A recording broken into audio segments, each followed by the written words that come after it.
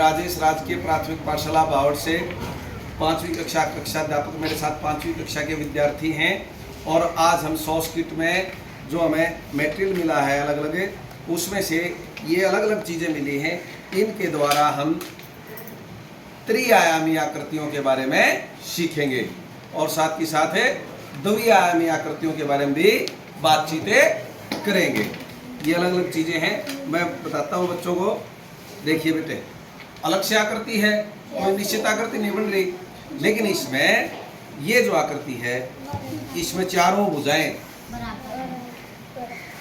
बराबर हैं, तो ये वर्ग की आकृति है।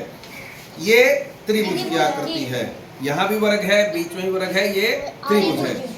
अगर हम इसको इस तरह से फोल्ड करेंगे तो ये किस चीज की आकृति बन गई? शाबाश, पिरामिड की आकृति बन गई। ये पिरामिड की आकृति हो गई, शाबाश। एक बार और देखते हैं, हमें इसे बना के बन दी। अब यहाँ से देखते हैं, ये भी एक अलग प्रकार से ही है, कोई निश्चित आकृति नहीं है, लेकिन इसमें ये वर्ग है, ये त्रिभुज है, ये भी त्रिभुज है, ये भी त्रिभुज है और ये भी त्रिभुज है। अगर हम इसको इस तरह फोल्ड करते हैं तो ये भी किस चीज की आकृति बन गई? पिरामिड की। शाबाश, इनको रख दीजिए बेटा, इनसे बना लिया हमने। ये क्या है? ये क्या है? आयत। वेरी गुड, बहुत अच्छे बच्चे, क्योंकि ये लंबाई है, ये चौड़ाई, इसके आमने सामने की भुजा बराबर है। और अगर हम इसको इस तरह बना दें तो इसने किसका रूप ले लिया? ये बेलनाकार। इसमें नीचे और हाइट भी होगी तो ये त्रिआयामी आकृति होगी, तो ये क्या हो गया?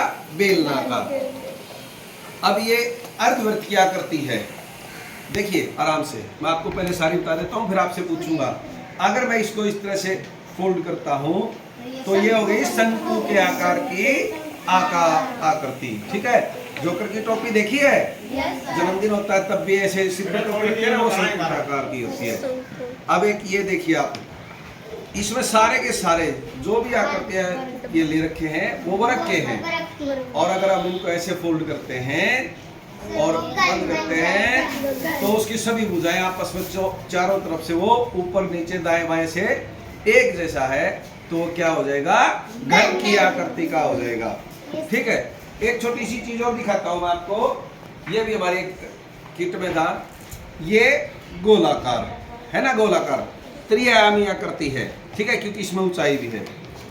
ये बेलनाकार। वेरी गुड, बहुत अच्छे बच्चे।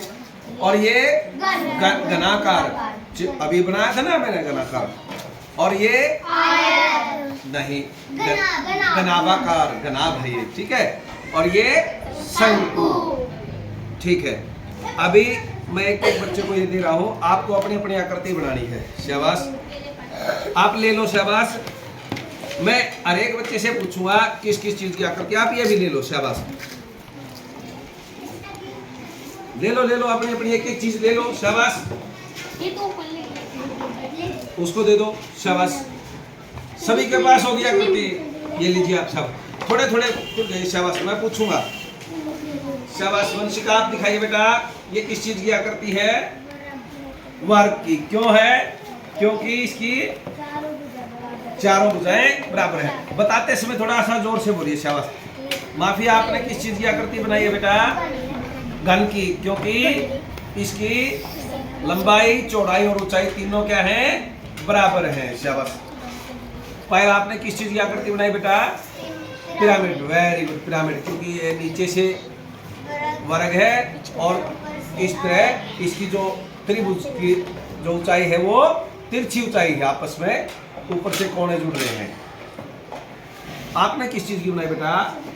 वेरी गुड, आपने पिरामिड की बनाई। आपने हिमांशु ऊपर उठा के दिखाइए। शाबाश, बेलनाकार, क्योंकि बेलनाकार जो आकृति होती है वो नीचे से और ऊपर से उसके सिरे गोल होते हैं और बीच में से वो ऊंचाई की ओर चढ़ती जाती है, वो भी गोल होती है। आपने क्या बनाया है? घनाभाकार, घन की आकृति, घनाकार। आपके पास है? वेरी गुड, क्योंकि इसकी लंबाई, चौड़ाई और ऊंचाई इनमें तीनों में अंतर है। अगर एक जैसी होती तो क्या हो जाती? घन हो जाती है। शाबाश। आपके पास क्या बेटा वंशिका?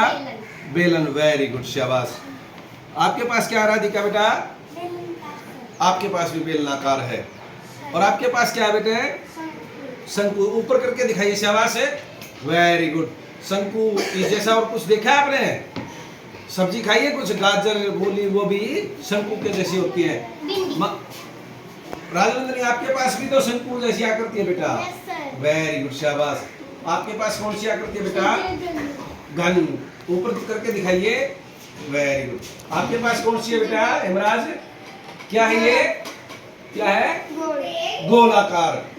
ऐसी और कोई चीज देखी है? किसी के साथ खेलते हो आप? गेंद और बॉल और गेंद एक ही चीज होती है। लड्डू भी होता है, वेरी गुड।